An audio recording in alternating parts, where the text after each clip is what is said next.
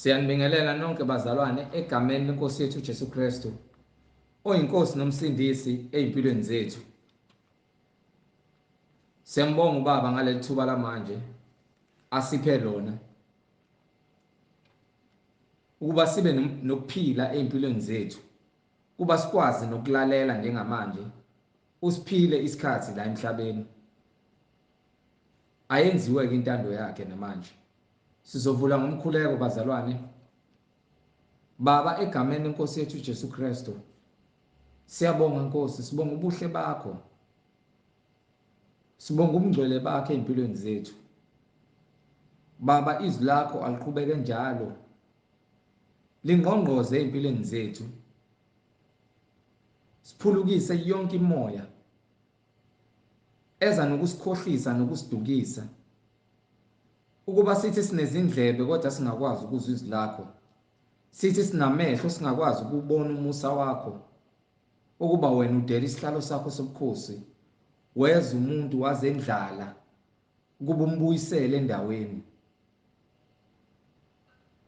Inhliziyo zethu Baba mayithambe zifana nomhlabathi ofanele ukuthi uhlanyelwe izwi lakho eliyimbewu, lingene ngaphakathi kweimpilo zethu, sikwazi njengenkosi nomsindisi kweimpilo zethu. Namehlethu akwazi ukubona, siyeke ukuba yimpumputhe ungayiboni inkazimulo yakho. Siyacela Nkosi yethu Jesu Kristu ukuba nalabo abangaphilile kahle uphulukise Baba leyo moya, beze bathambise inhliziyo zabo, balamukele izwi libukhuni libaba ngisho emlonyeni yabo, kodwa bakwazi ukulamukela Nkosi. Libe umlilo, libe isando esihlakaza sonke isisekelo esingadingakala embusweni wezulu. Siyalibonga izwi lakho ngoba lithembekile Nkosi.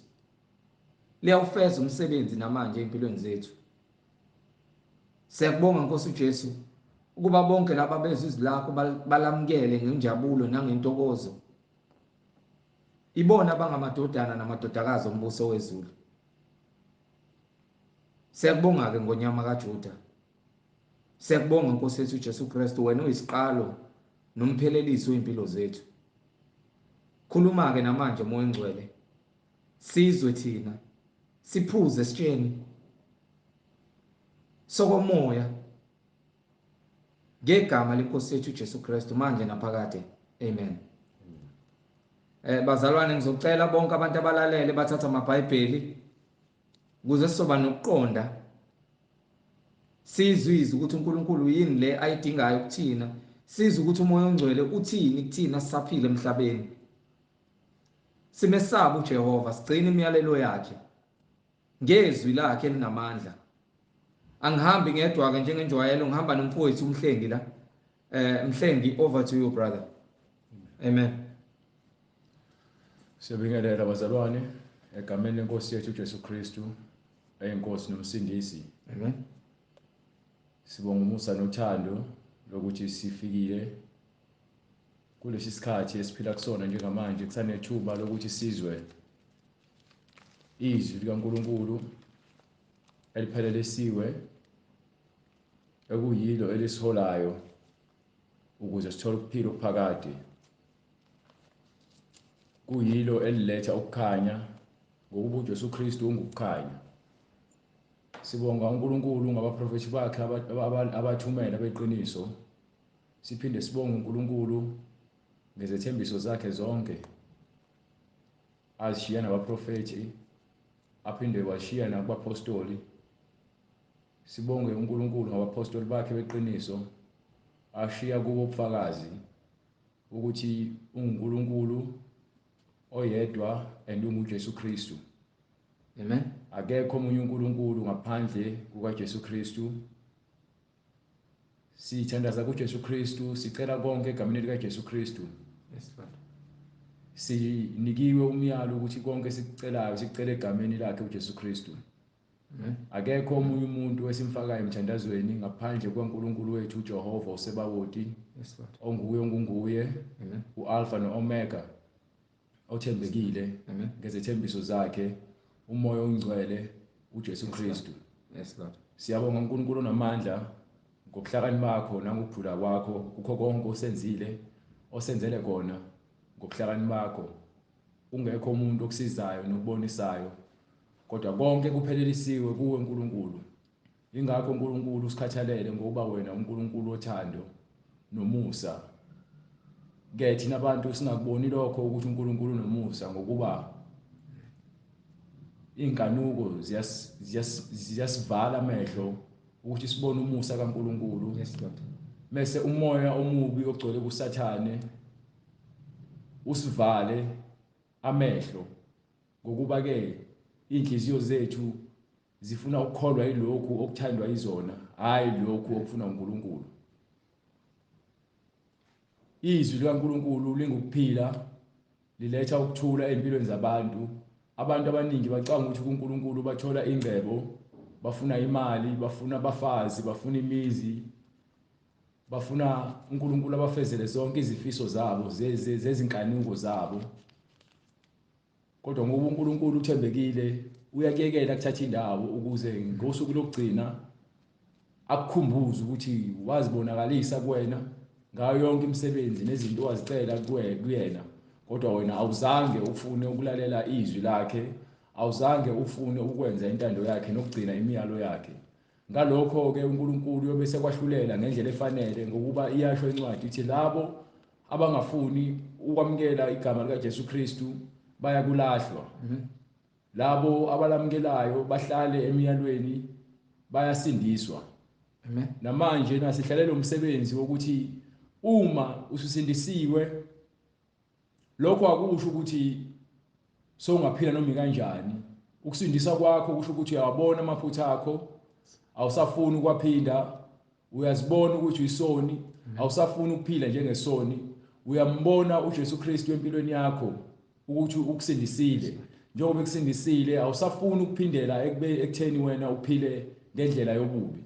Lokho kuyasetshenzelwa ngokuthi ke fanele ukhombise ukukholwa kwakho ngezenzo, ukuhlala emkhulekweni nokufasta, ubophe ibhande, uphinde futhi ufunde imiyalelo, uhambe isonto elifundisa ngokuthi lifundisa ngokweqiniso. Ngokuba ke lamasonto maningi, kodwa ke njengoba maningi amasonto abantu bazifundisela izinto zabo ezingekho eBhayibhelini. Ingakho abantu bengakwazi ukuhlukanisa phakathi kwesono nokuba ngcwele. Bacabanga ukuthi wonke umuntu ophatha iBhayibheli ayesontweni ungcwele. Bacabanga ukuthi bonke labafundisi benu nabaprofeti benu bamanga abamaphambi kwenu bangcwele bathunywe uNkulunkulu. Kepha uma sowambulelekile lapho uyakubona ukuthi laba abafundisi benu nalabaprofeti benu nababishop benu bayazenzela umathanda, abenzi intando kaNkulunkulu ngokuba ke benza izinto ezifunwa inhliziyo zabo, hayi izinto ezibhalwe phansi eBhayibhelini, but basebenzisa iBhayibheli njengesivikelo. Njengoba uJesu Kristu washo wathi ke baningi abaprofeti abaqhamuka emva kwakhe bezibiza ngoKristu, abanye bezenza ke abasebenzi bakaNkulunkulu kodwa ke beyimpisi ezigqoke isikhumba semvu. Ngokuba ke benza inzuzo ngezwi likaNkulunkulu, benza inzuzo ngegama likaJesu Kristu. Ubabona abanye babo bayitabane bame kuma-pulpit, abanye babo abesifazane bame kuma-pulpit, abanye babo babadlwenguli bame kuma-pulpit, abanye babo bangababulali abangaphendukanga bame kuma-pulpit, abanye babo bayidakwa bame kuma-pulpit, abanye babo bangabaqambi bamanga bamile kuma-pulpit, bathanda ukubukwa, bathanda ukugqoka kahle ukuze babuke ngazi ukuthi bathembekile. Kodwa bebe benikhuthuza, bebe beniholela esihogweni ngokufanayo futhi. Nakhona-ke lokho kungamandla kaNkulunkulu ukuthi kwenzeke lokho, ngoba kwaseqaleni okhokho bethu abanye babo banqaba ukwamukela izwi likaNkulunkulu, babulala abaprofeti bakaNkulunkulu abalungileyo ukuze baqhubeke nokufeza inkanuko zabo. So imibhalo ebhalwe phansi yona iletha ubufakazi ukuthi uNkulunkulu munye and izwi lakhe lilodwa ukuthi thina sibe ngcwele, siphile ngemiyalelo yakhe kuphela, akukho okunye ongaphezulu kwalokho. uNkulunkulu konke akubhalile ngaye ngesandla sabaprofeti ukubhalele ukuthi ashiye ubufakazi ukuthi sikholwe ezwini lakhe kulabo abakholwa ngokweqiniso. noJesu Kristu azange azabhale nokukodwa phansi, kodwa ke ubufakazi bubhaliwe ngaye phansi eBhayibhelini ukuze labo abanga-understand nabangenakho ukuqonda nabangakholwa kube yibo abazokholwa ngokweqiniso. Sifuna ubufakazi nje, sifuna ungiphi incwadi kaJohane chapter 9 starting from verse 1 ngokuba singayibona imisebenzi kaJesu Kristu, but ke uze ubone umehluko ngokuba uJesu Kristu kunezinto azishoyo uma ekhuluma abantu abangazinaki ngokuba yini abaholo umoya ongcwele, abacele futhi umoya ongcwele umoya ongcwele ukuhlakanipha nokuvuleka ukuthi baqonde mebefunda ukuze bezobona zonke izinto ezimfihlakalo uJesu Kristu asifundisa zona nomoya ongcwele afuna ukuthi sizibone. Kodwa ke ngenxa yokuthi ke abantu bazitshela ukuthi vele bona sebeyazi, nanokuthi abantu abaningi bakele esikoleni ukuba bafundisi, bakhohlwe ukuthi nalabantu ababafundisayo babafundisa into bona labo bantu abafuna ukuthi bayibone.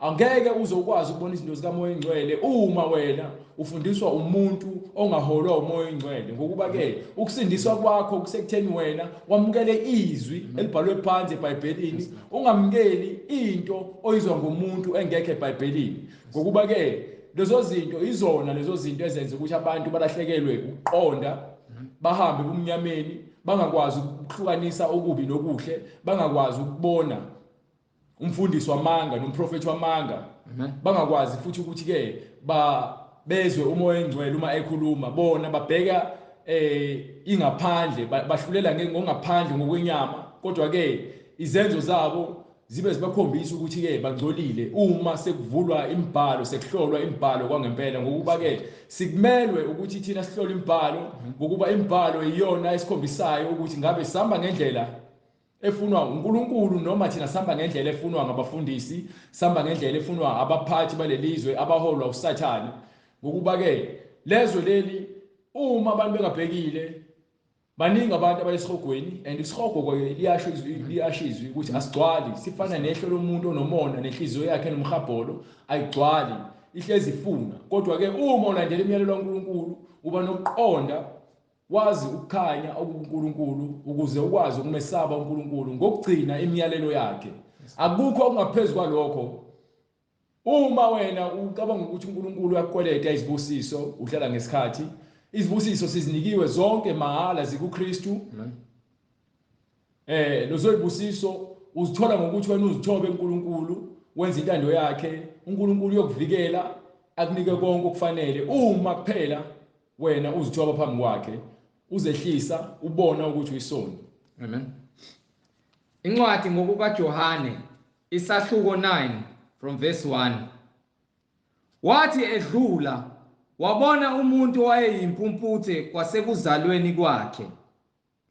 Abafundi bakhe bambuza bathi, Rabi, kubani owona lona noma abazali bakhe aze azalwe eyimpumputhe na? uJesu waphendula wathi, akonanga noma yena noma abazali bakhe, kodwa ukuze kubonakaliswe kuye imisebenzi kaNkulunkulu. So lo muntu lo akanacala, kusho uJesu Kristu. Abafundi bakhe bayabuza ukuthi ke ngabe khona nowonile kubo, ngabe abazali noma ngabe uyena, ngokuba lo muntu wazalwa engaboni. Ngenxa yokuthi lesikhathi sakhe lo muntu sibekiwe ukuthi ke uNkulunkulu uyomsebenzisa ukuveza amandla akhe ngesikhathi esithile esifanele, uNkulunkulu asibekile esasingaziwa umuntu, ngoba nabafundi bakhe babengazi ngalolu suku. Kodwa ke umoya wabenza abakwazi ukuthi babuze lo mbuzo ukuze kufezeke imisebenzi kaNkulunkulu. So uJesu Kristu meza emhlabeni, uNkulunkulu uhleli kwindodana. Igama elithi Jesu Kristu lisho ukuthi ugcotshiwe, indodana egcotshiwe ukuthi ke ithwale izwi likaNkulunkulu. Izwi likaNkulunkulu lihleli kuyo, inikwe wonke amandla, yaphathiswa konke njengoba kuthiwa ke inikwe amandla ezulwini nasemhlabeni. Kusho ukuthi ke yona indodana uNkulunkulu uyinike yonke into, icontrol yokuthi yenze noma ngabe yini ngamandla akhe lokho uNkulunkulu afuna ukuthi kwenzeke ngoba akenzi intando yakhe wenza intando kaNkulunkulu ukuze kugcwaliseke konke uNkulunkulu okubhaliwe ngaye ngesandla sabaprofeti.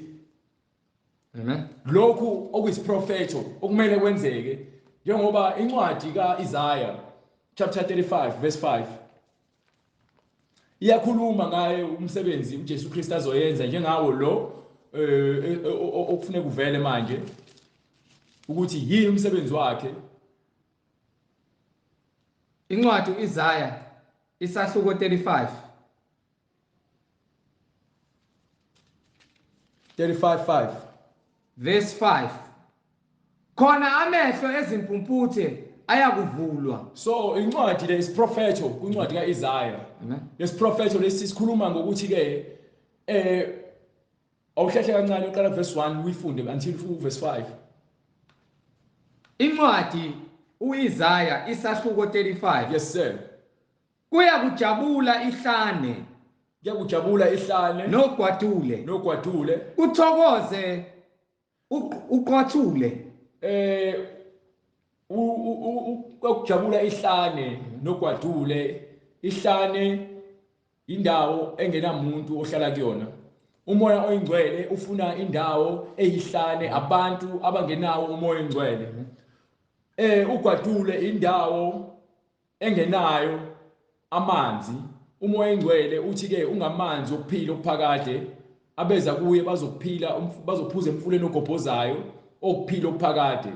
So uma ke kukhona noqathu abantu abadukile abafune babuyiselwe endleleni. Lokho umoya oyingcwele uyachaza ngokuba iBhayibheli lilodwa likhuluma ngezifanekiso noma ngemifanekiso noma ngezilimi ukuze wena ukwazi ukuthi uzwe umoya oyingcwele ukuthi uthini. Kufanele uqale wena uzithobe kumoya oyingcwele uthandazele ukuthi angibulele ubuhlakani bakho konke okubhalwe eBhayibhelini. Ngokuba ke kuningi okukhulunyiswe ngemifanekiso noma ngezifanekiso obenza abantu bacabange ugwadule la ngempela abacabange ihlane la ngempela. Kodwa ke ihlane abantu abalahlekile abahamba bedwanguza. Ngokuba ke siphila ehlane. Uma umoya oyingcwele ewela kumina, uma ngihamba sengihamba ekhanyeni, sengihamba endleleni kaNkulunkulu. Abantu bomiwe ngokomoya abanakho ukuqonda.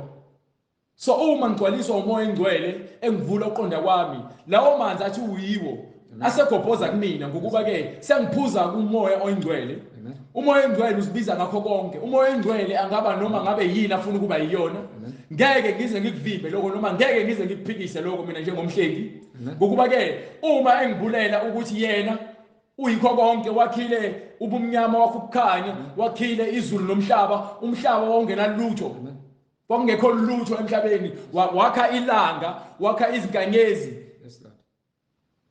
wahlukanisa amanzi wawabeka ngendlela zawo wabeka imfula wabeka amadamu wabeka ulwandle wakha ihlane. Mina ngubani ngokuba ke ukwakhe konke ekwakhela mina konke kwakhiwe kwakhele umuntu. So lezi zinto engishoyo ukuthi ke inkinga yenu nihlaselwe abafundisi bakaSathane abeza kunina bezonixoxela iBhayibheli njengenganekwane benganakho ukuqonda ngoba yini abambulelwanga yini bazenzela umathanda. Ingakho incwadi kaHosea ithi abantu bami bayaphela ngenxa yokuthi ke abanalo ulwazi. Iphinde futhi incwadi kaIsaiah isho ukuthi abaholi noma abagadi abaqapheli baka-Israyeli bayimpumputhe ababoni abayizinja ezingakwazi ukukhonkotha. Akusho ukuthi bayizinja ezinenyawo eziwu4. Isifanekiso leso okumele usazi ukuthi ke bafana nezinja kodwa manje ezingakwazi ukukhonkotha izinja ezingenamsebenzi ngokuba noma kuza isitha ngeke sikwazi ukukhonkotha isitha. Ngeke sikwazi ukuluma isitha ngoba isitha sikwazile ukuthi sivale lezinja umlomo asikwazi ukukhonkotha. Into abayenziyo bazukudaka utshwala njengoba isho ukuthi badaka utshwala kubhalwe phansi eBhayibhelini. Kodwa ngeke banifundele lezo zinto abafundisi beni ngoba nidakwa nabo. Ngeke baze banitshele lezi zinto lezi ngokuba yini ke bayafihla nina ubuhlakani beNkulunkulu ngoba benza inzuzo ngezwi likaNkulunkulu. Yes Lord. Ingakho begcwele emaphaketheni enu. Yes Lord. Amen. Nithembeke kakhulu kubantu nina nithembekile kakhulu uNkulunkulu. So ku useless noma akunamsebenzi ukuthembeka kumfundisi wakho oyisikhohlakali naye ungathembekile eNkulunkulu ngoba uma ungayenzi into ebhalwe phansi eBhayibhelini noma ungayigcini imiyalo kaNkulunkulu ebhalwe phansi eBhayibhelini ukuthembeka kwakho kumuntu kuyize ngoba ngizoya naye esihogweni nobabili. So incwadi ithini ophinde ifunde to verse 5. Kuya kujabula ihlane nogwadule. Yes sir. Uthokoze uqwathule lukhahlele njengentebe. Yes sir. Luya kukhahlela kahle luthokoze. Yebo luthokoze luhube. Luya kuphiwa udumo lolibanoni nobukhosi bekameli nobesharoni. Lubone inkazimulo kaJehova nobukhosi bukaNkulunkulu wethu. Yabona zonke lezi zinto lezi ezibalwayo ngeke zizenzele lezi zinto zodwa. Kusetshenziswe izinto ezikhona ukuze kukhonjiswe lezo zinto zisetshenziswa abantu. Lezo zinto zifanisiwe nabantu noma abantu bafanisiwe nalezo zinto. Njengoba egcineni ithini ke? Qinisani izandla. No, hlehla. Luya kukhahlela kahle luthokoze. Yebo luthokoze luhube. Luhube. Azihubi ihlahla, awuhubi amakameli, alihubi ihlahla zaseLebanoni. Kodwa abantu abakhona lapho, abantu abadukile, abantu abasondelene nalezo zindawo, njengoba bezohuba, bahubiswa ukujabula, ukwamukela umsindisi. Njengoba uNkulunkulu ezozibonakalisa. Akakofiki kodwa ke ikhuluma ngaye ngakofiki ukuze mesefika kutholakala ubufakazi obhalwe phansi ngaye ukuthi ke njengoba ishilo incwadi ukuthi uyeza. Njengoba ezofika yini into azoyenza ithini incwadi verse 5. Verse 5. Khona amehlo ezimpumputhe ayakuvulwa. So ukufika kwakhe kuyobe sekuvuleka amehlo ezimpumputhe. Ayike asesithi akafika ngoJesu Kristu. Ngoba ke abantu abafuna ukukholwa noma uma besho njalo bathi ke noShembe wavula umuntu amehlo. Kukuphi lokho eBhayibhelini mekuthi iBhayibheli likhuluma ngoShembe melithi ke uShembe uNkulunkulu. Sifuna sikuthole eBhayibhelini lokho ukuthi ke kunomfobo kaMoses owathi uyeza noma umprofeti ofana noMoses owathi uyeza igama lakhe uShembe. Ngokuba igama likaNkulunkulu sinikiwe eBhayibhelini kwincwadi kaIsaya ukuthi ke lo ozayo uEmmanuel futhi noShembe uEmmanuel. So manje asike sibheke imibhalo uJesu Kristu uthi unguye. Amen. Usho njalo kwincwadi kaJohane chapter 8. Amen.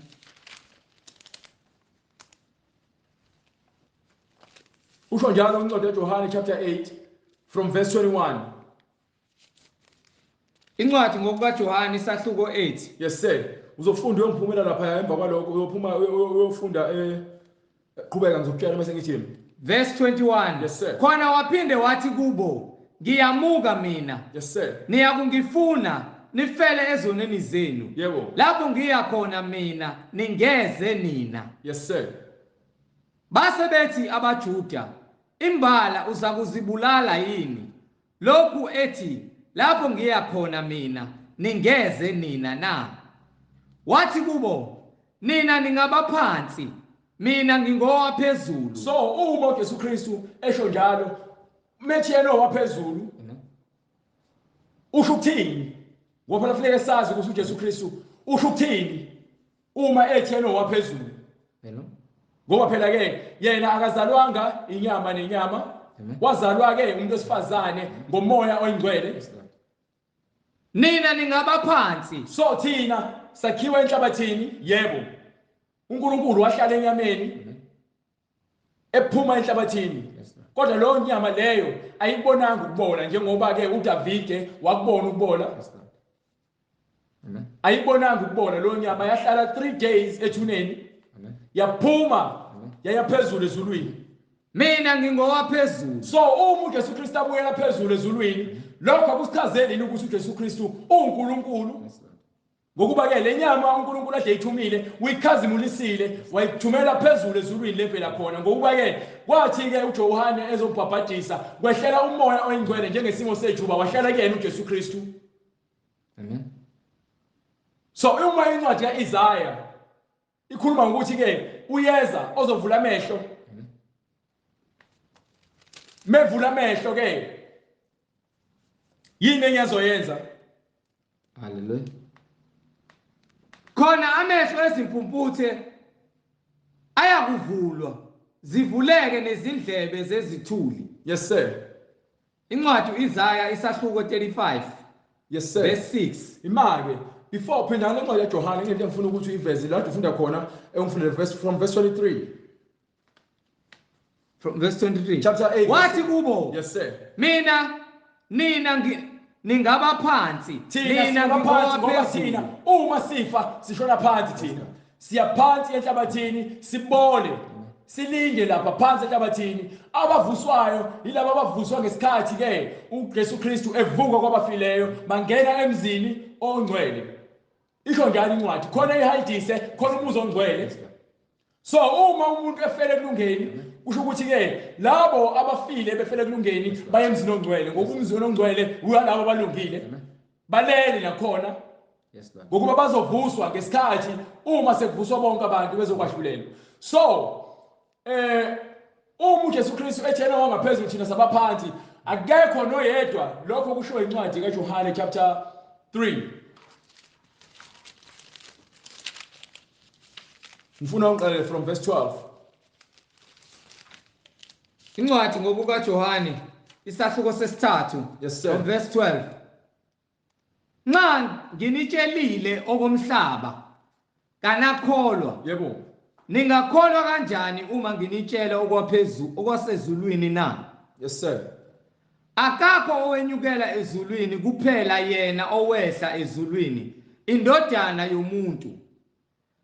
Njengokuba uMose waphakamisa inyoka ehlane kanjalo indodana yomuntu imelwe ukuphakanyiswa. So uma uJesu Kristu kusho yena uthi akekho umuntu osekwakuphekela kuphi ezulwini ngaphandle kwalowo oqhamuke khona ezulwini indodana yomuntu. Lokho sokukholwa kanjani uqhubeka thini lokho kuzobonakaliswa lokho uma ngithi ke kubalekile ukuthi sazi ilanguage eBhayibheli nokuthi sicele umoya engcwele ukuthi asikhanyisele lezi zinto ukuze sokwazi ukuthi uma sifunde ngokuqonda njengoba uJesu Kristu akekho owenyukela ezulwini kuphela yena owehla ezulwini. So yena njengoba ehla ezulwini uJesu Kristu kanjalo uthini emva kwalokho indodana yomuntu njengokuba uMose waphakamisa inyoka ehlane kanjalo indodana yomuntu imelwe ukuphakanyiswa. So usho ukuthi ke njengoba uMoses bathi abantu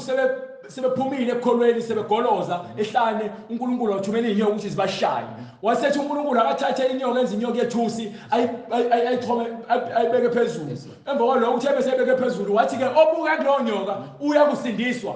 You understand? So uma ethi ke njengoba indodana yomuntu uma njengoba noMose ayenza lento ayenze ehlane nendodana yomuntu imelwe ukubethelwa esiphambanweni ngokuba ke umuntu oyebuka kuyona akuvume ukuthi uNkulunkulu uJesu Kristu nomsindisi iyakusindiswa ngokuba yona fanele ifeze isiprofeto ukhuluma ngento ngokwenzeki ukuthi yena uza kulengiswa and futhi lokho kufika kwenzeke ukuthi yena lengiswe. So uma eselengisiwe uyavuka ngokuba wetshelile ukuthi yena uzofavuke ukuba yilowo nalowo okholwa yiyo abe nokuphila okuphakathi. So umuntu ovumile izwi likaJesu Kristu wazibona siyabona mina ngiyabona lokho okwenza imlingo nokulapha abantu but izwi aliphethe ekuyilona kumele silikholwe ukuze thina sisindiswe ngokuba ke ukubuka izinto azenza ngeke kwenze wena ukuthi usindiswe ngokuba wena uzobheka ukuthi wonke umuntu oshumela ngeBhayibheli azenze uJesu Kristu kodwa izwi ekuyilo alikhuluma ukuthi yena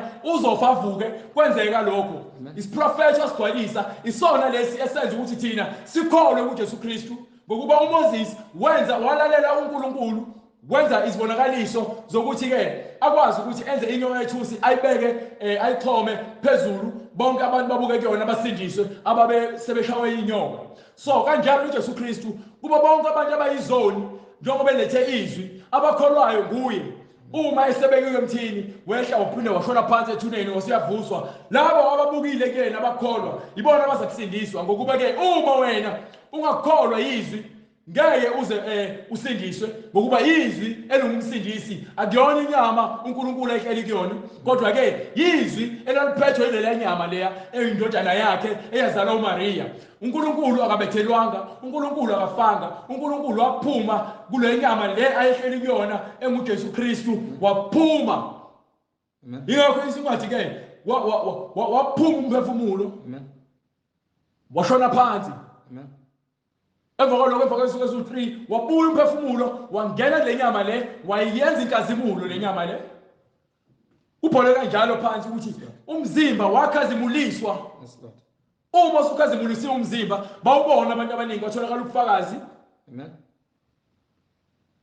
yes Lord so abakholwayo kuye yes Lord kubonakala ngesikhathi ebuye eJerusalem amen ehambile nje kunomshado kunomcimbi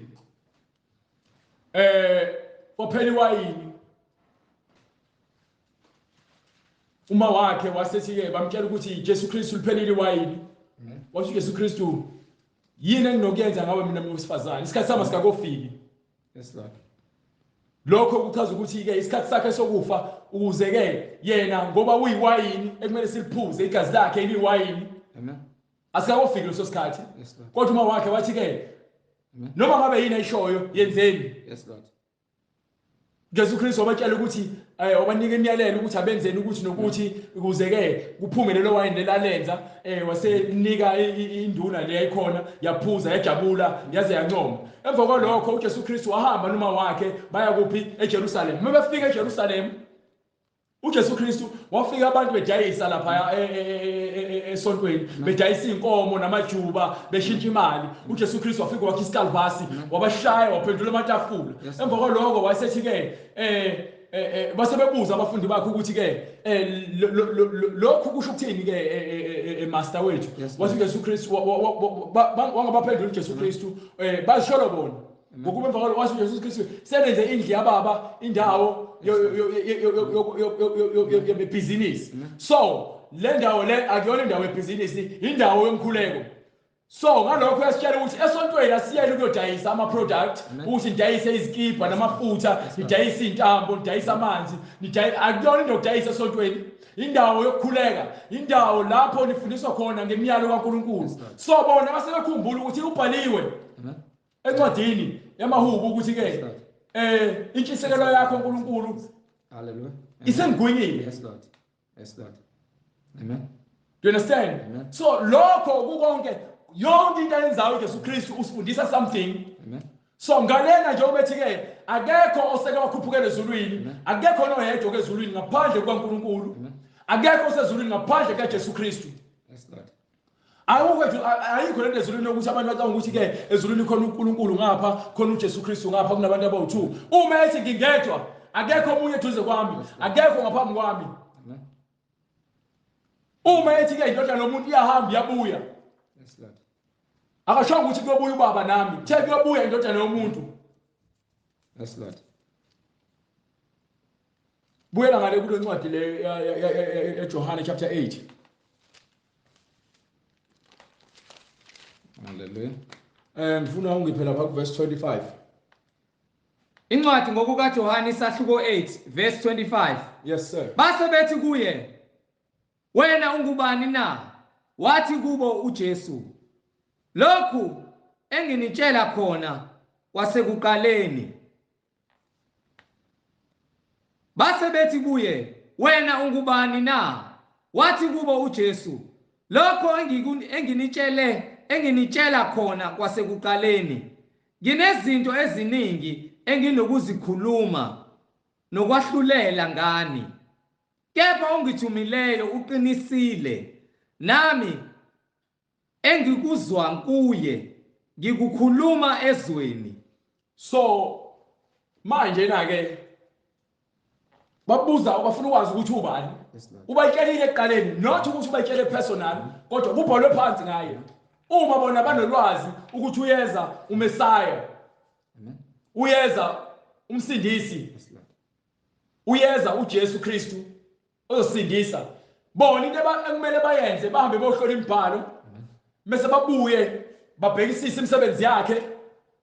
Uma mase beyakholwa izinto azishoyo nezinto azenzayo ukuthi lo unguye, ngenxa yobukhuni benhliziyo zabo esezigcwele vele ubumnyama, Yes, Lord. abafuni ukwamukela iqiniso, abafuni ukumamukela ngoba yini ke bona sebeney'nhlelo zabo abanazo ngayo imfundiso kaMoses. Amen.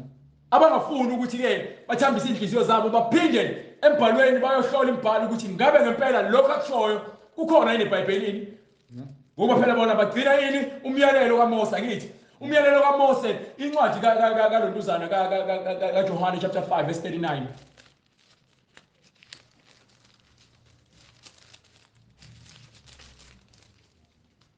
Incwadi ngokukaJohane isahluko 5 verse 39. Nihlola imibhalo ngokuba nithi ninokuphila okuphakade. Nihlola imibhalo ngokuba nithi ninokuphila okuphakade kuyo. Yiyona efakaza ngami. Imibhalo yonke ifakaza ngoJesu Kristu. Kepha anivumi ukuza kimi Kepha anifuni ukuza kimi ukuba nibe nokuphila. ukuze nithole ukuphila. Amen. Abafuni ukuza kuye. Yabona le ngisho ngale, abafuni ukwamukela izwi. Amen. Abafuni ukukholwa indodana ethunyiwe. Yes, Lord. Ngokuba iyasho indodana ukuthi mina angenzi okuthandwa yimina, ngenza lokhu engikutshelwa umoya oyingcwele. Mina angamukeli udumo kubantu, kepha ngiyanazi nina ukuthi aninalo uthando lukaNkulunkulu phakathi kwenu. So umuntu onothando lukaNkulunkulu wenza into eshiwo uNkulunkulu. Yes, Lord. Exactly. Akukho kudlula lokho. Uma uthi wena unothando lukaNkulunkulu noma wena uyakholwa, uzokwenza exactly into ebhalwe phansi eBhayibhelini. Ngokuba yini wena uyakholwa. Yes, Lord. Awukholwa umuntu, ukholwa izwi. Izwi ilona elisigadayo ngokuba ezwini kukhona ukuphila, njengoba ethi yena ulethe ukuphila, kodwa uyababona ukuthi bona bafuna ukumamukela ngokuba yini ukuphila, uthando alukho kubona, uthando lukaNkulunkulu alukho kubona ngokuba yini bafuna ukwenza izinkanuko zabo, abafuni ukwenza intando kaNkulunkulu. So njengoba esho ngale kwincwadi kaJohane chapter 8 verse 21. Siqhubeka ku-26. Ngifuna uqala lapha ku-21 into ayishoyo. Incwadi ngokukaJohane isahluko 8 Yes, sir. verse 21. Khona waphinde wathi kubo, ngiyamuka mina, niyakungifuna nifele ezonweni zenu. Naye lo nto ayishoyo, nizamfuna but nizofela ezonweni zenu ngokuba anikholwa yilokho okukhona njengamanje obunobufakazi. Nifuna ukukholwa yinto engingayiboni engingayazi. Yes, Lord. Lapho ngiyakhona mina ningeze nina. So uma wena unqaba izwi kaJesu Kristu, ungafuni ukwenza intando kaJesu Kristu ebhale phansi eBhayibheli noma kwiBhayibheli, wena ngeke uze ungene ezulwini. Umbuso wezulu ngeke uze ukwazi ukuthola. Ngokuba yini wena awufuni ukukholwa izwi, ufuna ukukholwa into ephathekayo. Ngokuba ke thiwa uJesu Kristu wenza izimangaliso nezibonakaliso. Wena usalindele izibonakaliso noma izwi litshela ngokuba ke khona incwadi kaJohane chapter 9.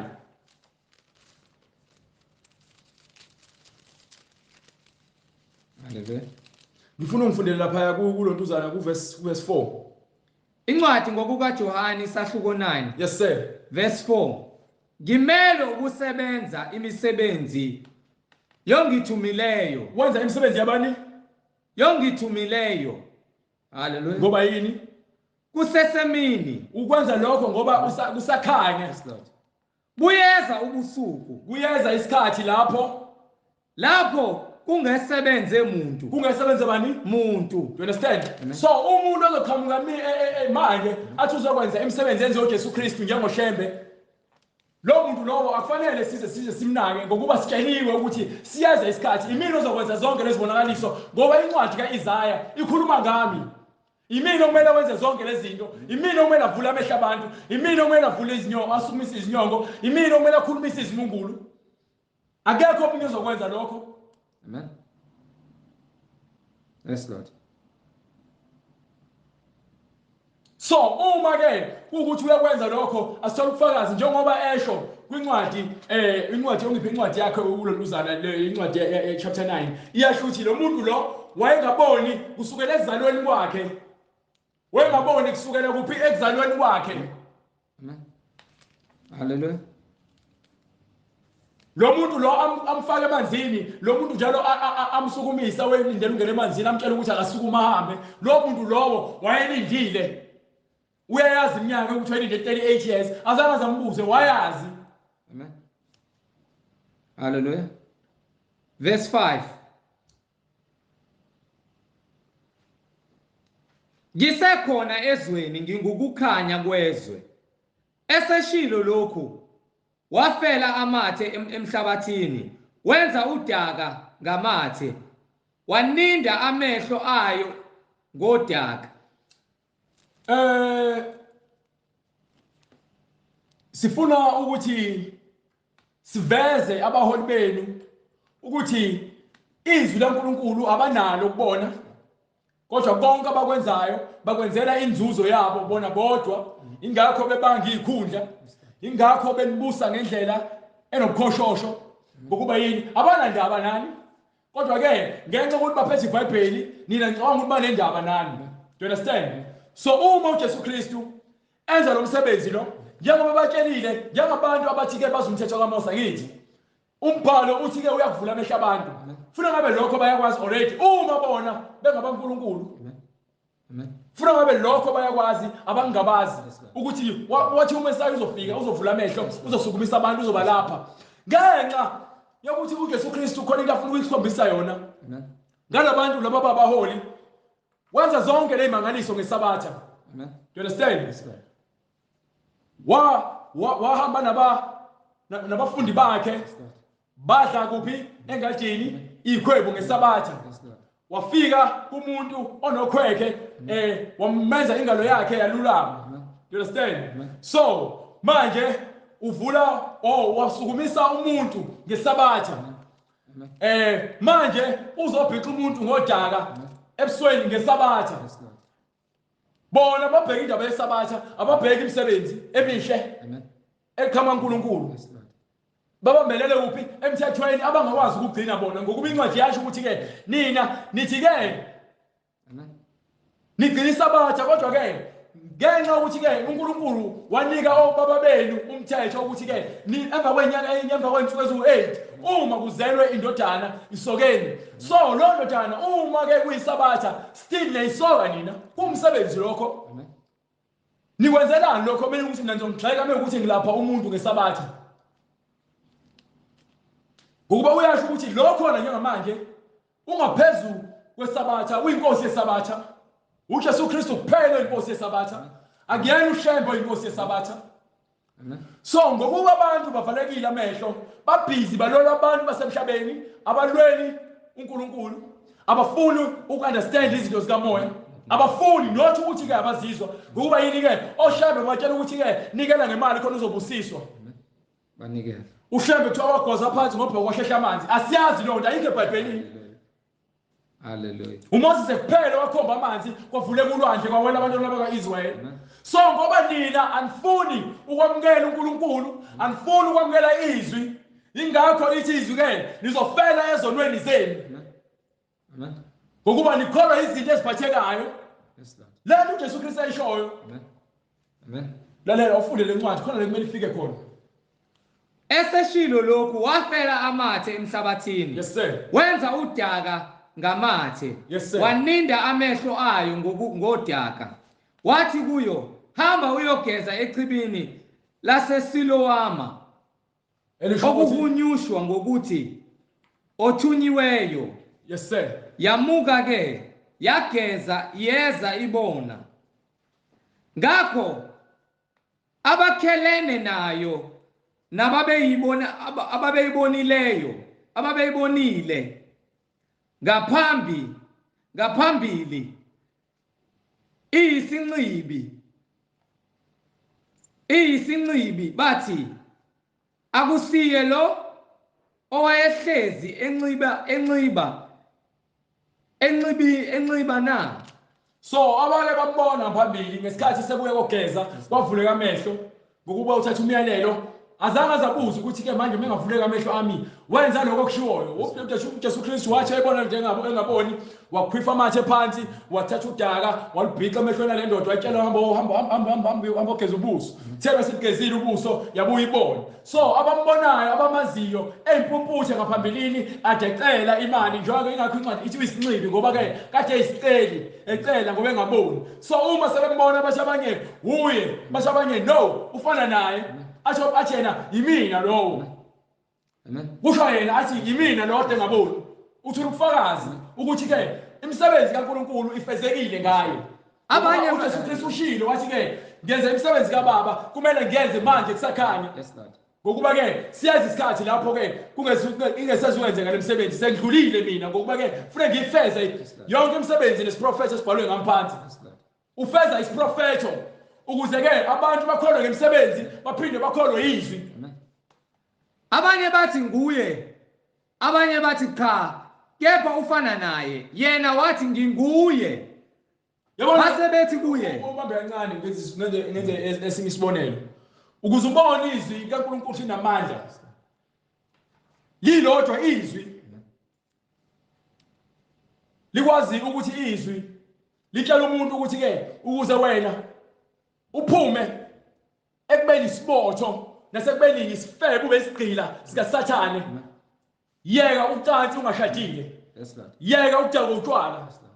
Umuntu ayeke ukudaka utshwala aphinde abuyele esimeni sokuphila ngokomoya nangokwenyama. Izwi lilodwa linamandla litshela lo nto leyo ukuthi ke yeka ukuphuza. Amen. Izwi yeka ukubhema ugwayi. Yes Lord. Ngoba zonke lezi zinto enzenzayo ziyanibulala, zibulala inyama, zibulala umphefumulo. Amen. Nomoya. Hallelujah. You understand? So uma izwi likwazi ukukuphilisa ngoba mina izwi lingiphilisile ngithola ubufakazi ukuthi ke bengisigqila sokuthi ngilale namantombazane ngaphandle kokucabanga ngoba yini angazi bengikwenzelani. Hallelujah. Ngoba akukho ntokozo ekuthenulane nabantu besifazane abaningi. Yes Lord. Hallelujah. Kuyinkanuko zenyama uzizwa kangcono kodwa ke at the same time uyafa ngokomoya ngoba umoya wakho ufuna zonke lezi zinto lezi eziphathekayo kodwa ke awusuthi. Amen. Amen. Mungakho umuhamba lemgaqweni ubuka umuntu esifazane egqoka isiketi esincane noma egqoka ibhruku elithayithi noma egqoka ithayithi noma egqoka mase uvukelwe ngaphambili ufuna ukuziphosa kuyena ngoba yini ke uholwa inkanuko. Inkanuko yamehlo nenkanuko yenyama. Kodwa mzukwane waqonda lokho umoya engcwele wakuthola wakutshela iqiniso ukuthi ke lokho kuyakubulala akukuniki ukuphila. Uyobe soqonda ukuthi ke yazi ngempela lento lengenzayo ayingihole endawo. Hallelujah. Ngoba uqamba amanga ukuzulana nomuntu esifazane. Ungenza noma ngabe yini ukuzulana nomuntu esifazane. Abanye bayadlwengula ngokuba yini baholwa inkanuko. Abanye babuka amavidiyo ocansi badlale ngemphambili yabo ngokuba yini ke baholwa inkanuko. Abanye baphenduka izintabane balalela abanye abafana yini inkanuko imoya. Kodwa mzukwane walalela izwi. Izwi linamandla ngaphezulu kwezenzo ezenziwa uJesu Kristu. Siqila sesiboshwa. Ngokuba ke amandla awenza awasenziwa manje wathi izwi likhona lisakhona lisasindisa abantu izwi. Hallelujah. You understand? Amen. So labantu laba abafuna ukukholwa izinto eziphathekayo abafuna ukukholwa izwi sikhuluma ngezwi kuphela ekuyilona eliletha ukuphila. Hallelujah. Awuphinde uqhubeke. Hallelujah. Base bethi kuye, pho amehlo akho avulwe kanjani na? Yes sir. Waphendula yena wathi, umuntu othiwa uJesu wenza udaka, wagcoba amehlo ami, wathi kimi, yana eSiloam, ugeze, ngaya ngageza, ngabona. Yes sir. Bathi kuye, uphi yena na? Wathi angazi.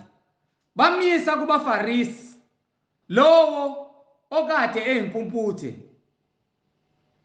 Kwakuyisabatha mhla uJesu enza udaka evula amehlo akhe. Khona nabaFarisi futhi bambuza ukuthi ukuthole kanjani ukubona? Wathi kubo, waninda amehlo ami ngodaka, ngageza, sengiyabona. ngakho abanye kubaFarisi bathi lona kaveli kuNkulunkulu lokhu engagcini isabatha. Do you understand engishoyo? Bona basika amajwabu abantu basoka abantu ngesabatha abakuboni kuyinkinga lokho ngoba yini umyalelo bawunika uMoses uthatha uNkulunkulu manje kufika uNkulunkulu enyameni uzokwenza isibonakaliso zokuthi abenze ukuthi bakholwe ukuthi yonke lento ebenikholwa kuyona iyekeni manje nansi indlela kumele nikholwe kuyona izwi engizonishiya nalo izwi engilethele lona abafuni bathini akaqhamuka uNkulunkulu kodwa imisebenzi yakhe ifakazela uNkulunkulu ngokuba akekho umuntu oyisoni Amen. ongakwazi ukuthi enze khona incwadi mohlehla kancane kwincwadi kaLotuzana chapter 8 yakho uJohane ku chapter 8 ngifuna ngifundela lapha ngifundela ku verse 45 noma starting from verse 47. Amen. Incwadi ngokaJohane isahluko 8 verse 47. OngokaNkulunkulu uzwa amazwi kaNkulunkulu. Yes sir. Kungakho ningezwa mina. So uthini? OngokaNkulunkulu uzwa amazwi kaNkulunkulu. Kungakho ningezwa mina ngokuba anisibo abakaNkulunkulu. Yayizwa lonto le? So uma ke wena uzwa izwi uJesu Kristu ukholwa imisebenzi yakhe ukaNkulunkulu kodwa uma ungakholwa wena usiye okaNkulunkulu ilento lazama ukuyichaza nakubona labo abangafuni ukukholwa ukuthi uma umuntu ezwa amazwi wami ewalonda angimahluleli mina kodwa lo ongafuni ukuzwa angimahluleli ngokuba yini izwi engilikhulumayo ilona enza kwahlulela ekugcineni ingakho sishumayela izwi. Angeke ngime lapha phambi kwenu ngifuna ukunitshela ukuthi ke nginamandla ukuthi ngikubamba usindiswe nginamandla angaze ngibonakalise ngiboniswe into kanjalo angaze kuthiwe nginalo siphiwo kodwa ngokukholwa umuntu momthandaza naye okholwayo nofuna ukukholwa uyayibona imisebenzi kaNkulunkulu ngokuba ke imisebenzi kaNkulunkulu ayibonakali ngaphandle ukuthi wena wenze uma ukuthi wena uyazazi usifebe ufuna ukusindiswa sokuthandazisa ukuthi ke uye kukufebe nawe uzokusebenzela ukuthi uye kukufebe. Hallelujah. Ngoba uyakholana ekutheni izwi lizokuphilisa. Yes Lord. Nomthandazo uzokuphilisa. UNkulunkulu uyakuzwa noma inini mokhuleka ufuna ubulungiswa. Amen. You understand? Amen. Hallelujah. Yes sir. Ngakho abanye abaFarisi bathi lona akaveli kuNkulunkulu lokhu engagcini isabatha. Abanye bathi umuntu oyisoni engazenza kanjani izibonakaliso ezinjena. Nangu umbuzo. Angithi bakusho bona ukuthi umuntu owenza kahle kufanele lo muntu ufuna ngabe uqhamuka uNkulunkulu. And manje bona abanye babo bayabuza ukuthi ke uma ke nithi ke akaveli uNkulunkulu akasho njalo ngale kwincwadi kaMateyu bethi ke unoSathane ukhiphe amadimoni ngoSathane. Asikwenzeka kanjani ukuthi amadimoni akhiphane wodwa ngoba phela amadimoni mesebenza sebenzela ukuthi awise yonke into. You understand? But ke uma ke kusebenza uNkulunkulu amadimoni ayahlehla. Do you understand? That's why ekwazi ukwenza yonke lemisebenzi ngokuba yini isandla sakhe isandla asinikiwe sinamandla. Kwaba khona ukuhlukana phakathi kwabo. Yes sir. 2 against 1. Hallelujah. Yes sir. Khona baphinda bathi kuyo impumputhe wena uthini ngaye lokhu evule amehlo akho. Khona baphinde bathi kuyo impumputhe wena uthini ngaye lokhu evule amehlo akho na yathi ungumprofeti.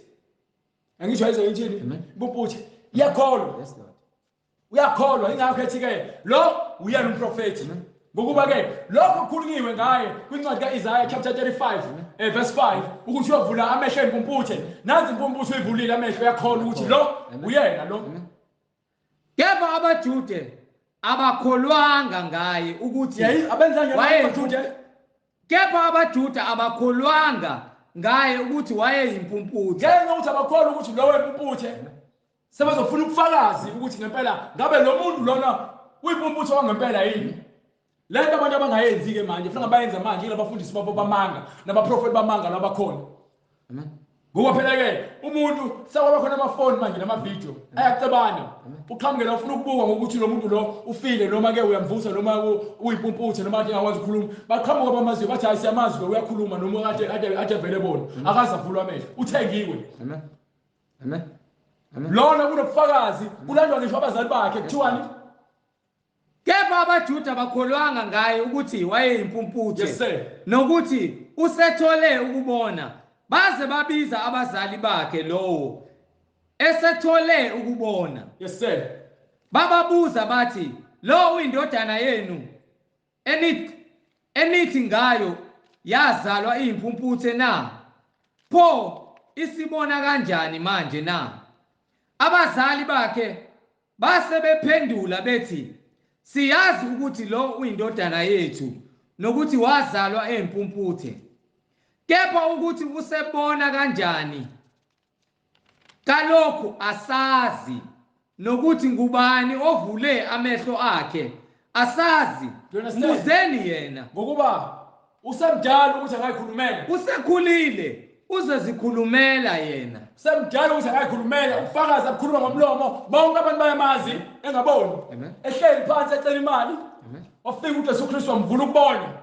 Babuye babuza bathi akusiye lo adenza ukuthi ecela imali, wathi ke nguyena, abanye bethi uyafana naye. Amen. Bamhambisa abafarisi angakholwa. Abiza abazali bakhe. Amen. Abazali bakhe abamzala abashoyo ukuthi thina simaze impumputhe esolo esamzala. Amen. Kodwa manje useyabona. Amen. Ngokuba uyakwazi ukuyikhulumela, khuluma naye ningakhulumi nathi. Ngokuba uyena obonayo thina simbonisile. Yes, Lord. Akathulela ubufakazi bakhe yena. Amen. Njengoba ethi ke lo ongivula amehlo ungumprofethi. Amen. Umprofethi kaNkulunkulu wenza izinto zenzeke ngamandla kaNkulunkulu, hayi ngamandla abathakathi, hayi ngamandla okuthwala ezinyangeni nezangoma. Khona baphinde bathi kuyo impumputhe, "Wena uthini ngaye? Lokhu ekuvule amehlo akho na?" Yes, sir. Yathi ungumprofethi. Hallelujah. You understand? Incwadi ngokukaJohane isahluko 4 verse 19. Yes, sir. Owesifazane wathi kuye, "Nkosi, ngiyabona ukuthi ungumprofethi." Umuntu wesifazane waseSamaritan. Amen. Othi uJesu Kristu kuyena, wena uqinisile ukuthi ke awunayo indoda, awunayo indoda ngoba nomadoda amahlanu akuwona amadoda akho. Amen. You understand? Wamtshela into bengazani bengakaze babonani, bahlangana naye. Amen. uJesu Kristu elinde abafundi bakhe, umuntu wesifazane ezokha amanzi. uJesu Kristu omiwe ufuna amanzi. Amen. Wamtshela indaba zakhe, wathi ke ngiyabona ukuthi wena ngibona unprofethi wena. Nkosi, ngiyabona ukuthi ungumprofethi wena. uJesu Kristu uNkulunkulu, Yes, Lord. aphinde abe umprofethi, Lord. aphinde abe umpostoli, aphinde abe umfundisi. Yezo lonto, aphinde abe inkosi. Amen. Akuyona inkosi egcotshwe emhlabeni, inkosi egcotshwe ezulwini. Inkosi yamakhosi. Yes, Lord. Hallelujah. Do you understand? Amen. So qhubeka ngifuna uqedele incwadi ngoba semele sivale. Hallelujah. Verse 7. Wathi kuyo, "Hamba uyogeza echibini." No, uyahlehla manje. Funda from verse 16. Verse 16. Ngakho abanye abaFarisi bathi, "Lona kaveli kuNkulunkulu. Lona avela uNkulunkulu basho uJesu Kristu. Lokhu engagcini isabatha." Njengoba uJesu Kristu engagcinanga isabatha. Abanye bathi, "Umuntu oyisoni engazenza kanjani izibonakaliso ezinje na?" So bayabuzana babodwa ukuthi uma eyisoni wenza kanjani yonke lemsebenzi. Kwaba khona ukuhlukana phakathi kwabo. Ngeke ngahlukana phakathi ndawo ngoba uJesu Kristu wakhuluma wathi ke ngiyahlukanisa phakathi ubaba nodana. Ngiyahlukanisa phakathi umndeni. Yes, Lord. Amen. Ngokuba yini ke kufuneka kucace ngabami abakholwa yizwi, abakholwa imisebenzi yami. Yes, Lord. Namanje siyafezeka lesiprofethi ukuthi abantu bahlukana phandle nendawo ngoba abanye bayakholwa abanye abakholwa. Amen. So mina ngeke ngimanjezele umuntu ongakholwa ngokukholwa kwami, no, ngoba ukusindiswa kwami akubona kwakhe. Uma engakholwa into engibonayo efuna ukwenza intando yakhe, Hallelujah. uzozikhulumela yena noNkulunkulu. Mina ngeke ngikwazi ukumlwela, ngeke ngikwazi ukumsindisa ngenkani. Angeke ngiphathe isibhamu ngihambe ngikhomba abantu ukuthi abakholwa ngenkani. Ngeke ngize ngikuthembise ukuthi uNkulunkulu uthola ibusiso uma wena ke unikela. Amen. Amen. Into ayinikela uNkulunkulu umzimba wakho, impilo yakho, inqondo yakho, inhliziyo yakho. Zinikele uNkulunkulu ngakho ukuze wena usindiswe. Yes, Lord. Uthole zonke izibusiso zikamoya ongcwele. Amen. Yazi indaba. Hallelujah. Funda lapha from verse 17. Funa sisheshe siqede. Hallelujah. Khona baphinde bathi kuyo impumputhe. Yes sir. Wena uthini ngaye? Lokhu ekuvule amehlo akho na? Yathi ungumprofeti. Yebo. Kepha abaJuda abakholwanga ngaye ukuthi wayeyimpumputhe. Yes sir. Nokuthi usethole ukubona. Baze babiza abazali bakhe lowo osethole ukubona. Babuza bathi, "Lo indodana yenu enithi ngayo wazalwa eyimpumputhe na?" Yes sir.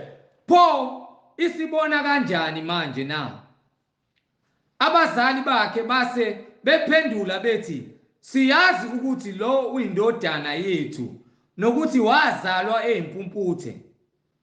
Kepha ukuthi usebona kanjani kalokhu asazi. Nokuthi ngubani ovule amehlo akhe asazi. Mbuzeni yena. Usekhulile uzozikhulumela yena." So uhambe lapha ngifuna verse 27 kuyona le ncwadi le. Verse 27. Baphendula bathi, waphendula wathi, "Kade nginitshela, kepha anizwanga. Nifunelani ukuzwa futhi na? Niyafuna yini nina ukuba ngabafundi bakhe na?" Balobe bembuza umbuzo owodwa, abafuni ukukholwa. Amen. Kodwa umsebenzi ayenzayo ifakazelwa imibhalo phansi. So ngenxa lokho usiyababuza lo mbhemu ukuthi ke yindaba nani ngifuna ukuthi nigcine abafundi bakhe yini. Kodwa bathini bona? Bamthuka bathi, "Nguwe ongumfundi wakhe, kepha thina singabafundi bakaMose." Yezwa lonto leyo. Amen. Abafuni ukukholwa. Siyazi ukuthi uNkulunkulu wakhuluma noMose. Yes sir. Kodwa lo asimazi lapha evela khona. Bathi abamazi lephela khona. Amen. Ushilo wathi yena uvela ezulwini and akekho omunye osekwakhuphuka ezulwini nozokhuphuka ezulwini ngaphandle kwakhe. And lokho kufanele bakholwe ngokuthi bazombethela njengoba labantu laba babelwa noJesu Kristu. Amen. Bakhombisa ukuzonda uNkulunkulu ngezinga eliphakeme. Amen. Ngoba bona baba belele emthethweni bawusebenzisa ngendlela errong ngokuba nabo bayizoni. Ingakho kule ntombazane yaseSamaritayo kwincwadi chapter 8 le khona umuntu esifazane bemletha kwisinagoga kuthiwa ke ubanjwe ephinga. Yes Lord. Mase sike ongakazona kunina makamjikele ngetshe. Yes Lord. Bazithola ukuthi bona bayizoni ngokuba mase bayihlola ngaphakathi iyabakhombisa izwi ukuthi bona bayizoni. Yes Lord. Uningi abakwenzayo ophambene nomthetho kaNkulunkulu. Ingakho bengazange bayigxobe intombazane ngamatshe. Amen. Namanje labantu njengoba bengafuni ukukholwa ukuthi uJesu Kristu uyena olaphela umuntu, yena uyindodana kaNkulunkulu, abafuni ukukholwa ngoba yini bafuna ukwenza inganuko zabo. Amen. Waphendula lowo muntu wathi kubo, "Lokhu kuyisimangaliso ukuthi nina anazi lapho evela khona." Kuyisimangaliso ukuthi bona baphethe umthetho, baphethe izincwadi ezingcwele, kodwa still abazi ukuthi uJesu Kristu uqhamukaphi. Bona abazi ngoba yini abafuni ukuzithoba. Ingani uvule amehlo ami? Yindaba bangaboni nani anivula amehlo wenu. Amen. Amen. Siyazi ukuthi uNkulunkulu akazizwa izoni.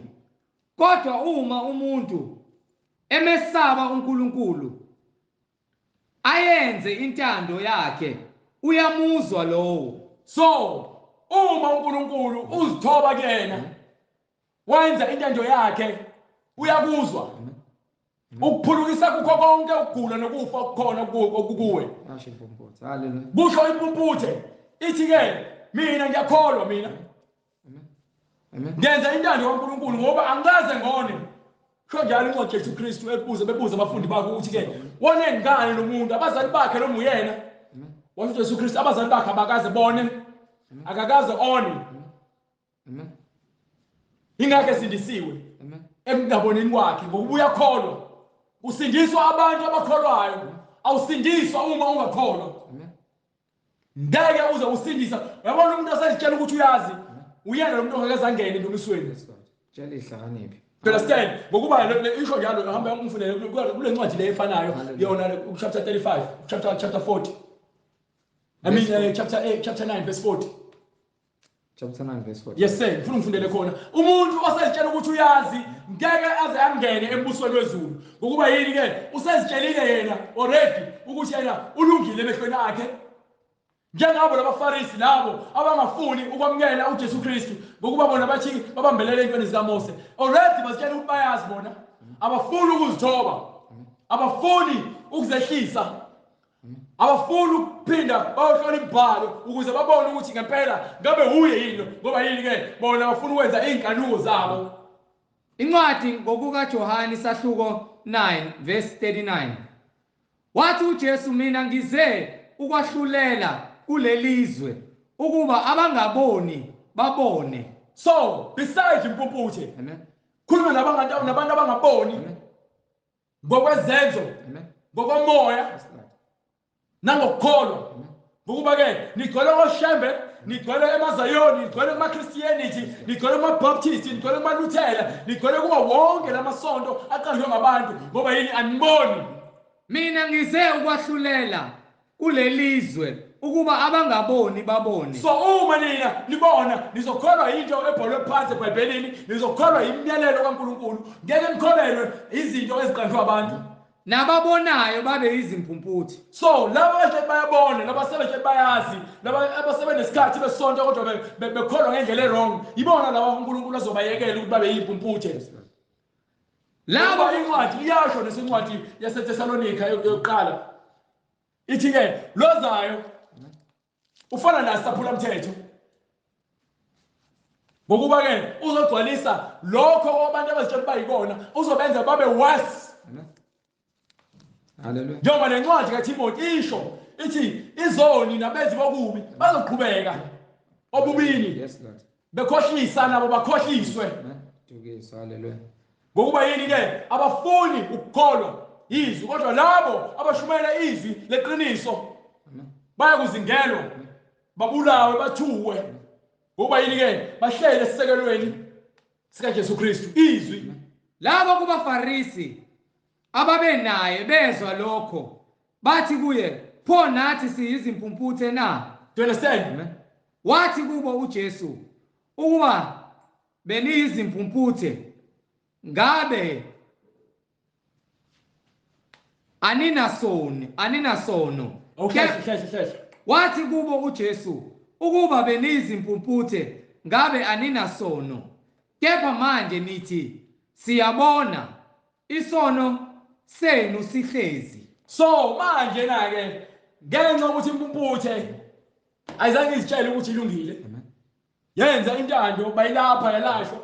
Na wonke umuntu othi uyakholwa osethena ke uJesu Kristu lento ezisho phansi eBhayibhelini azinamthelela kuyena ngoba yena uyakholwa already kodwa manje still uyafeka uyaphuza uyadakwa uyantshontsha uqamba amanga uyaphinga. Isono senu sihlezi. Ngokuba selitshelile ukuthi niyabona Isono senu sihlezi. Akukho ukuphuma esonweni uma utshela ukuthi wena usona isoni. Ngokuba yini awuyiboni into wrong wena? Uphuma esonweni ngokuba wena uyakubona ukuthi wena uyisoni. uJesu Kristu akusindise ngezwi lakhe. Phela yona ndlela ukuphuma esonweni leso ukuzibona ukuthi umuntu. Ingakho uJesu Kristu engombe uncane Revelation chapter 3 verse 17. Incwadi esambulo sahluko 3 verse 17. Khona abantu ukuntuku abangaqondekala bayashisa noma bayabanda. Incwadi esambulo ekhuluma ngabo abangazazi ukuthi ke uhlela esontweni lamanga kodwa uyabona ukuthi bafundiswa amanga ngokuba uyazinengela uyasaba ukuthi bazothini ingakho ehlezi kulela sonto leliya. Incwadi isambulo isahluko sesithathu verse 17. Yes sir. Ngokuba uthi ngicebile. Ngokuba uthi wena ke unakho konke. Kangisweli lutho.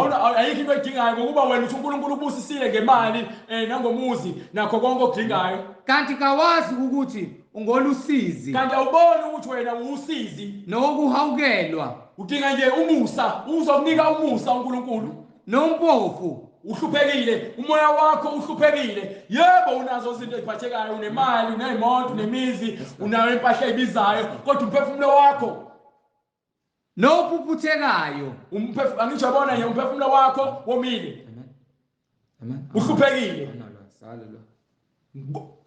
Ngokomoya futhi uyimpumputhe. Njengaba abaFarisi noma nje bayazi nohambaze unqunu. Ngoba yini ke ngaphandle kobuhlakani kaNkulunkulu awumbathile. Uhamba wenza zonke izinto eziyihlazo phambi kwamehlo kaNkulunkulu. Wisinengiso. Uhamba nqunu ngokuba wisilima. Wena nomfundisi wakho nilandelana ke niphumputhe. Nihamba nqunu. Nihluphekile. Nayo yonke le mali enayo engasho lutho. Enizofa lishiye ngemumva. Ifa lezibula lidliwa yihlakaniphi. Ifa lezibula lidliwa yihlakaniphi. Khona into ayishoyo uJesu Kristu ekhuluma nabo labantu ebatshela ukuthi baphuciwe umbuso. Hamba incwadi yaJohane chapter 8. Khona into ayishoyo uJesu Kristu ebalekile.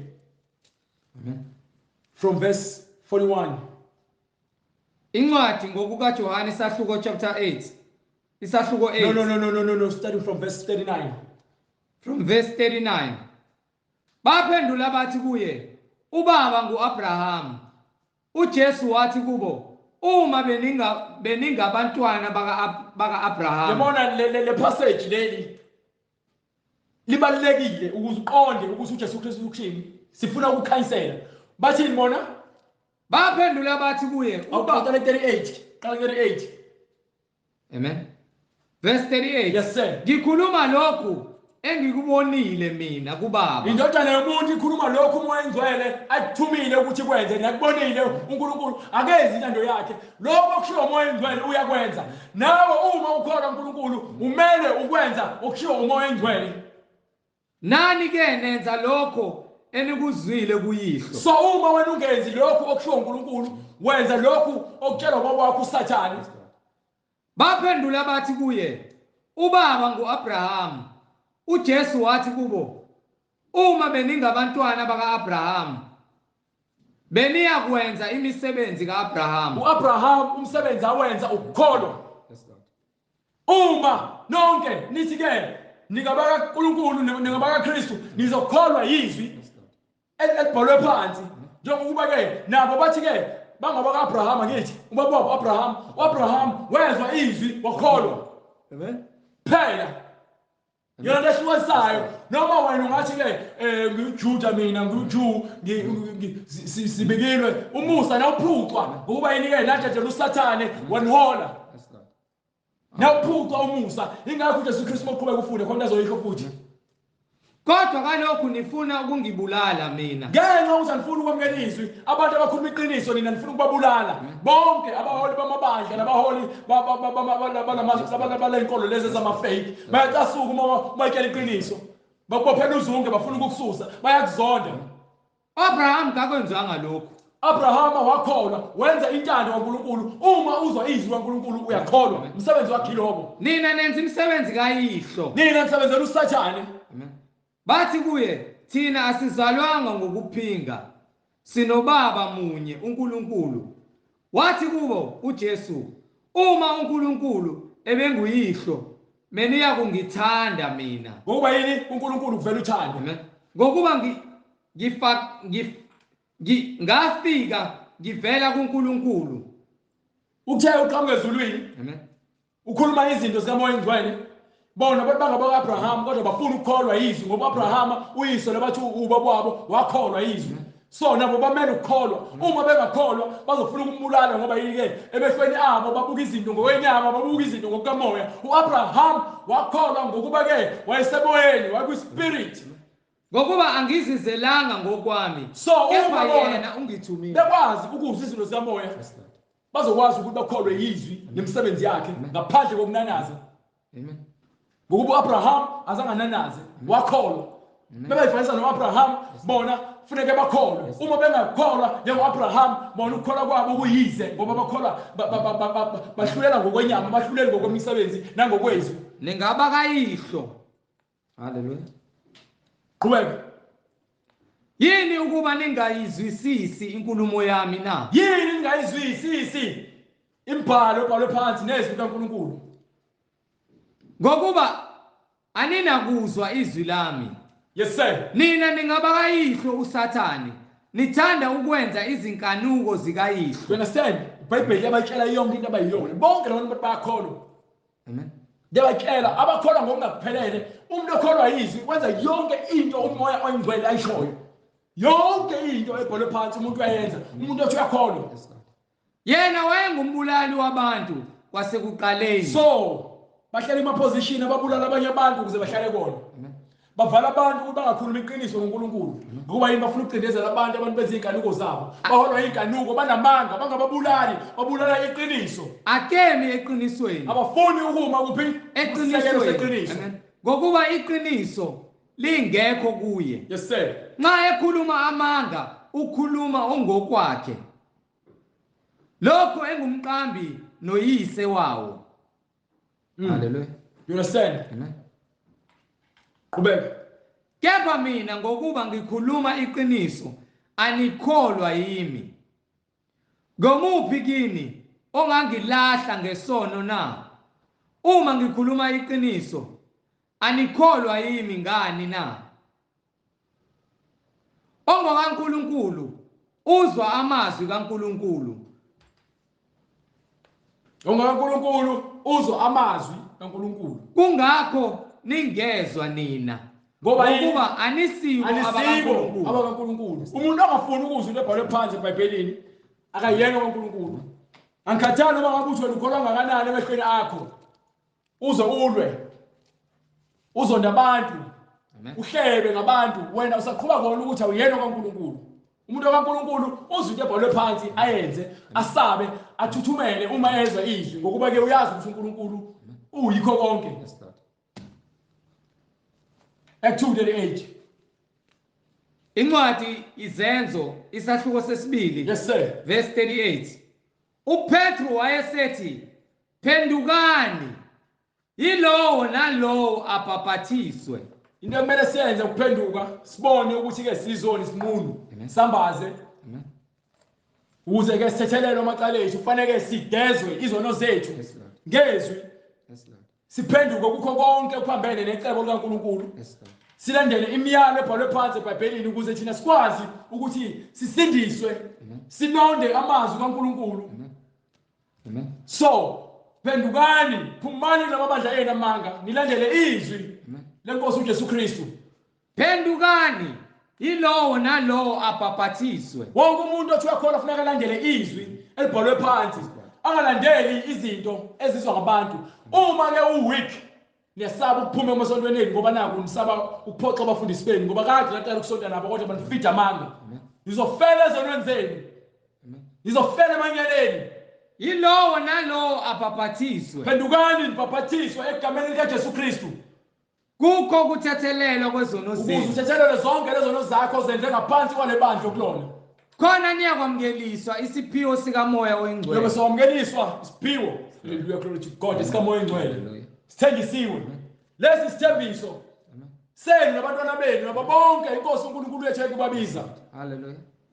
zisindiseni kulesizukulwane esiphambeneyo zisindiseni manje umuntu ofuna ukubhaphathiswa noma ozaziyo noma ozibonayo ukuthi uyisoni sine number sine email siyokwenza ngakho konke kusamandleni ukuthi sifike kuwena sizokubhaphathisa egameni likaJesu Kristu Kukho ukuthethelela kwezono zenu. so shi number leyo number leyo uyosithola kuyona sine page la YouTube le khona sifaka khona yonke intshumayelo Sendela abangani bakho, sisandele wonke umuntu onenze. subscribe mase futhi usharishe ne page Yes God. asenzele lento ukuthi sithola ama likes asinandaba nama likes sinendaba nemphefumulo yenu elahlekile Yes God. Inamba soyishiya. Inamba ithi 066 566 9245 zoyiphinda 066 566 9245. I-email address izwilenkhosi.ujesukristu@gmail.com. So iphinda izwilenkhosi.ujesukristu@gmail.com. Baba, egameni lenkosi yethu uJesu Kristu, uNkulunkulu onamandla, siyabonga namanje izwi lakho elinamandla seliphumile kubantu bakho Nkosi. Wena uphulukisa yonke imoya, ubiza abantu ukuthi beze ekuphendukeni. Baba, abantu banika isikhathi emhlabeni ukuthi izwi lakho liqoqe zonke izimvu zakho Baba ezilahlekile, zilizwe izwi lakho uma uyibiza wena amalusi olungileyo. Labo Baba baluzwayo izwi lakho bephenduke bebona ubuze babo, wena ubambathise ngezwi lakho Nkosi, baphenduke kukho konke ukudwanguze bomnyameni, babe ngamadodana namadodakazi ombuso wezulu. Siyakubonga Nkosi uJesu ngezwi lakho lufezile manje umsebenzi, manje kuze kube phakade. Amen. Amen. Sibonge bazalwane, sithi uNkulunkulu asigcine. Amen. Siphinde sibonane ngokuzayo inkosi mayivumile. Amen. Jesu Kristu inkosi nomsindisi kuze kube phakade. Amen.